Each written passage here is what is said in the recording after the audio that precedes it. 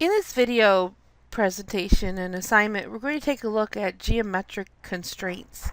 It's a part of chapter 8, and dimensional constraints. And it's pretty much like a lock or a constraint on that object so that you can, for instance, make a line horizontal or create a relationship between a line that's perpendicular to another one. We can also create constraints within a dimension so that you can change the dimension and the geometry will update. So let's take a look at this chapter. The first thing that I'd like you to do is in the command line, inside a different file, a new one or the one that's existing, type in all one word startup. Startup. STARTUP. Enter. And make sure that there's a 0 right there in brackets. That way when we start a brand new drawing, we can start with the same dialog box, and then from that point you can start a brand new drawing. You can either use this icon here for the new drawing, or you can go to the application menu, this big red A, and pick new. Okay, this is the dialog box that you should get when you start a brand new drawing, and now we can go back to the color dependent plot styles, which is the default for AutoCAD. We can go ahead and click AutoCAD DWT. Some of your computers might not show the file extension DWT, and that's a function of your computer itself. So just look for the file that's called AutoCAD and then click open. You can pick continue if you're in a student version, student download. Okay, here we want to save the file. So one of the first things you should do is save the file. I'll use this floppy disk icon here, and you can save your file as assignment, and then here whatever the number is for this assignment, and then your name. Go ahead and pick save. Okay, I'm going to go step by step in the book, somewhat. So what they're asking us to do here is to set the display so that it's no digits after the decimal points. It's not real clear on whether we're talking about dimensions or units, so you'll find out later in the chapter that it is units. So type in all one word units, UNITS, and enter. And this is where we can change the units, we can change the precision to that top one there, 0, so that it kind of rounds up and doesn't display the digits or the decimal points. Now this only changes the way that it appears in the command line and some of those temporary type of dimensions that you'll see in parametric modeling. So let's go ahead and pick that and pick OK. I set up the grid and the snaps like the book suggested, and then found out later on that they weren't used in the assignment. So it's up to you if you want to set them up. We're not using them in this project. I left my grid on, but you can also turn your grid off if you'd like. I cut all of that out of the video, and now I'm starting with the status bar tools. Up to you if you want to keep that grid on. Some people like to use ortho. I would suggest that the only 3 that you have on and open are the third one, which is the grid, the 5th one, which is the polar tracking, and the 6th one, which is the object snaps. I know some of you like to use the dynamic input, which is fine if you understand it and you want to use it. Then it's your choice to do that.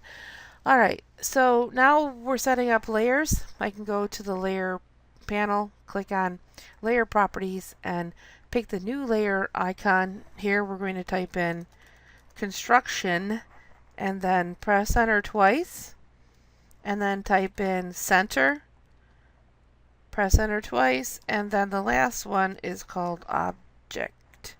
You can press enter once if you'd like. The construction layer is going to be white, so we can click here for the center layer. We can click on the word white and change that to red, or click on here this first red box in this strip right there. it should say red, and then pick OK. And then the object layer, you can click on white and make that here this blue. It says blue there. Go ahead and pick OK. Also, in the line types, most of them are continuous, just the center. The center layer, click on the word continuous, pick the load button, find the center here, line type, highlight it, pick OK, and then highlight center again in this dialog box and pick OK. Now we want to change one line weight. The line weight that they'd like us to change is the object line weight. So for the object layer, click right here on the word default and change that to 0.3 millimeters and pick OK. And now we're going to set the construction layer current.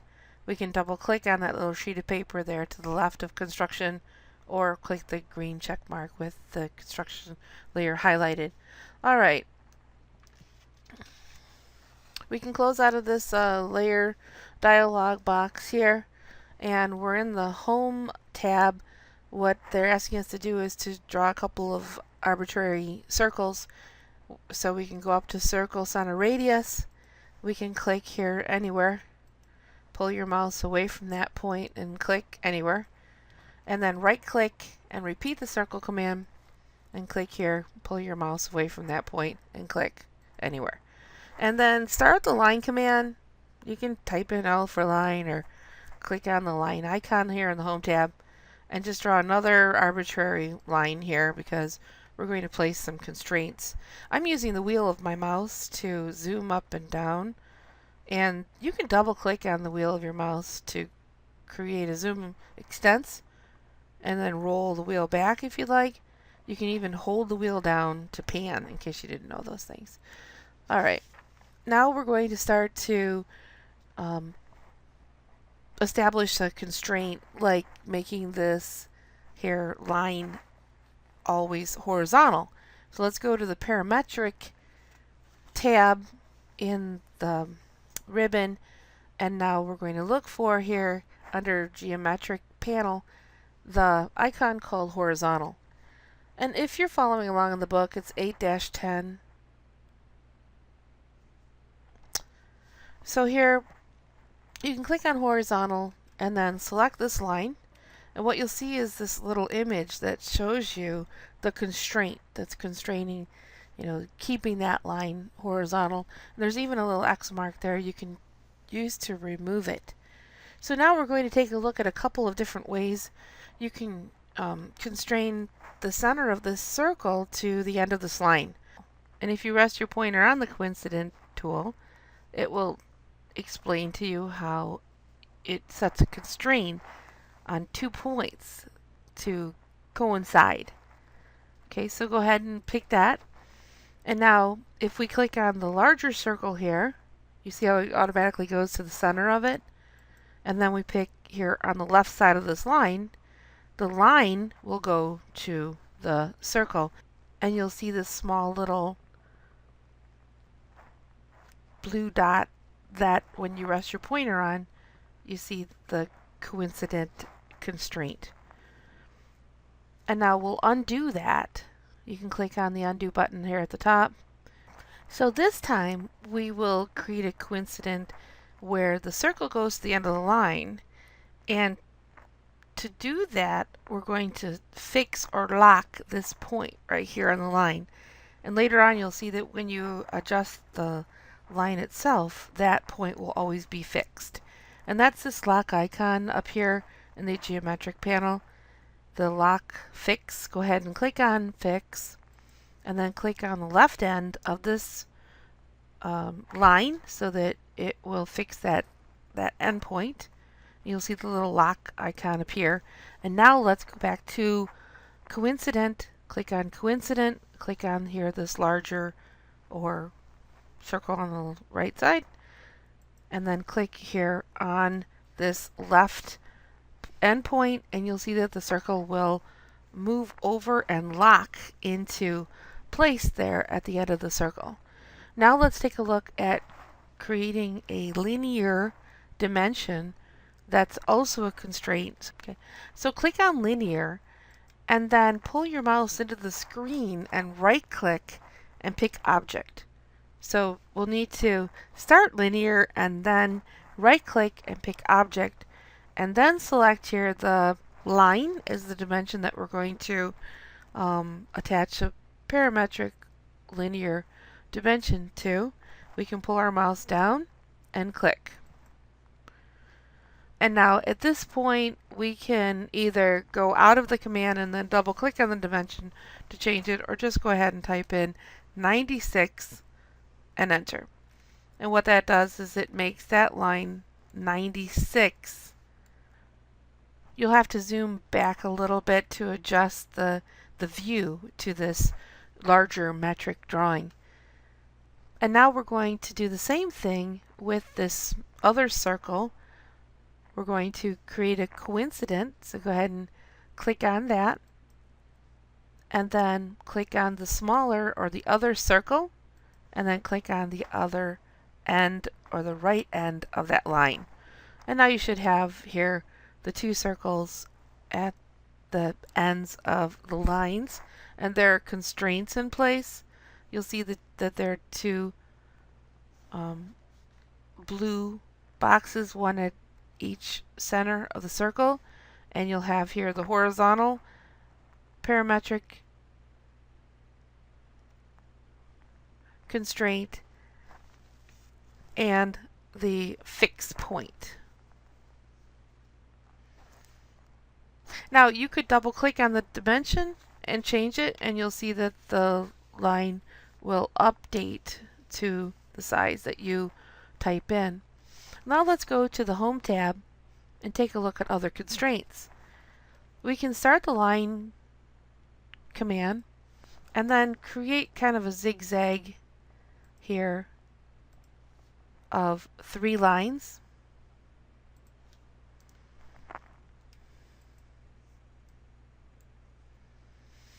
And now we'll use the parallel constraint to make this line, this first line that we drew, parallel to this original line. So over in the parametric panel, we can click on here the parallel constraint, select this line, the first line you drew, and then click on here the original line, and you'll see that it is parallel. But what happens here is that these other 2 lines don't go with it. They're kind of detached. So what they'd like to show us is that we could do an auto constraint.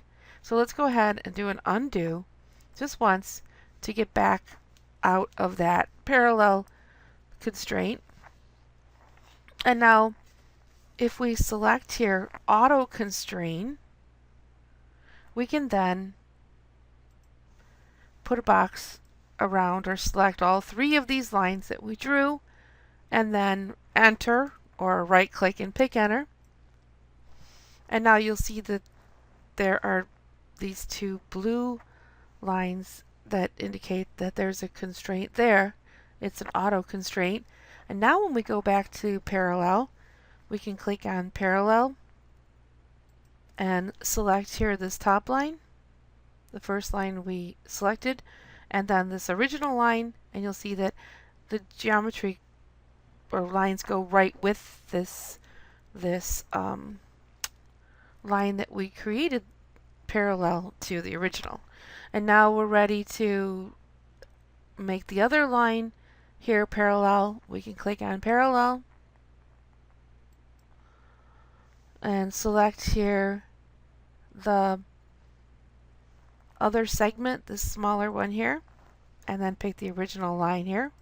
You see how that one also is now parallel. So all 3 of them are parallel to each other.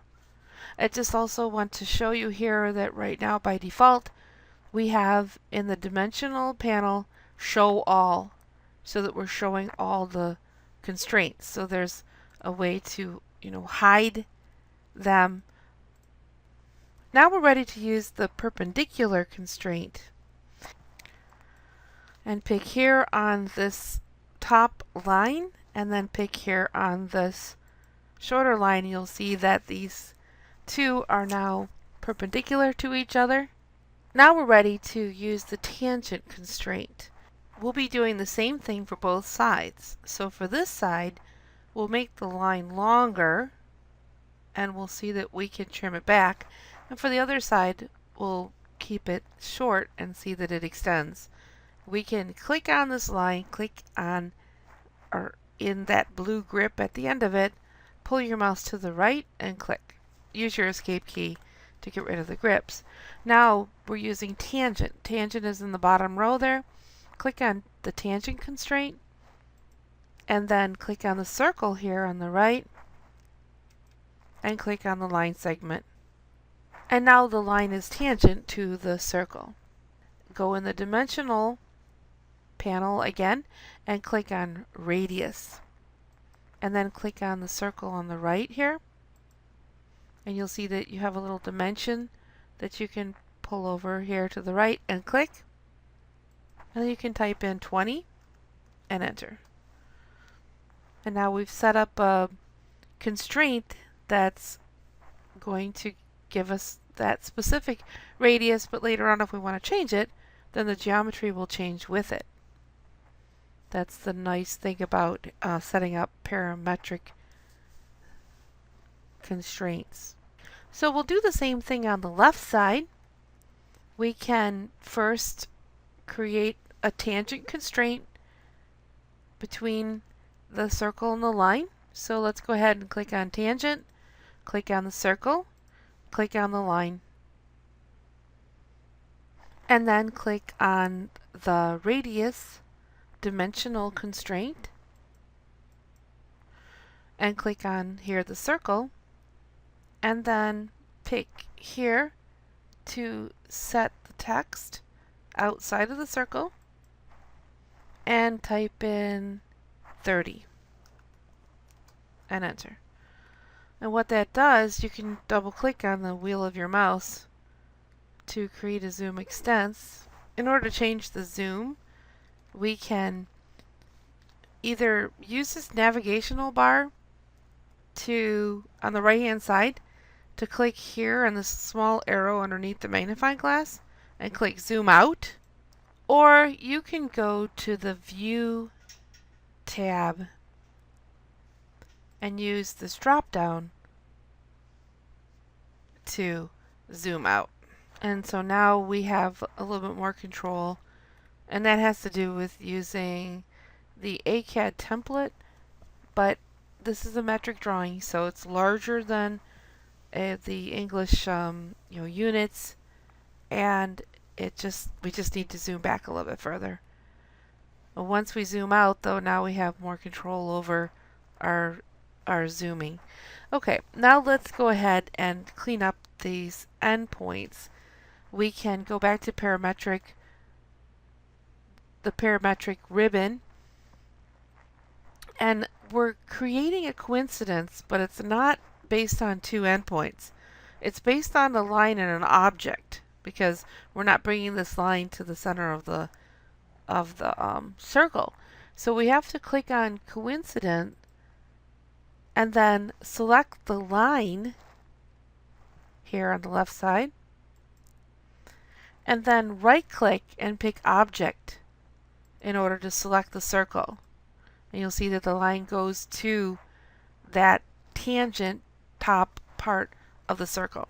The same thing on the right hand side. We'll click on coincident and then click on here the end of this line, and then right click and pick object and select the circle. You see how it kind of cuts back to that tangent and it's constrained to the circle. Let's set up a dimensional constraint here. We can go to linear and then click here at the end of the line on the left side, at the end of the line on the right side, pull your mouse up and click and type in 60 and enter. So it will now adjust that dimension, and now we have a constraint, so that line will stay at 60 until we change the constraint. we're going to draw a 3-point arc out in space and then create constraints that will bring it into this corner. So we need to go back to the Home tab, and in the arc drop down we can click 3-point, and we're just drawing an arbitrary 3-point arc right here, clicking the top, the middle, and then the end point there.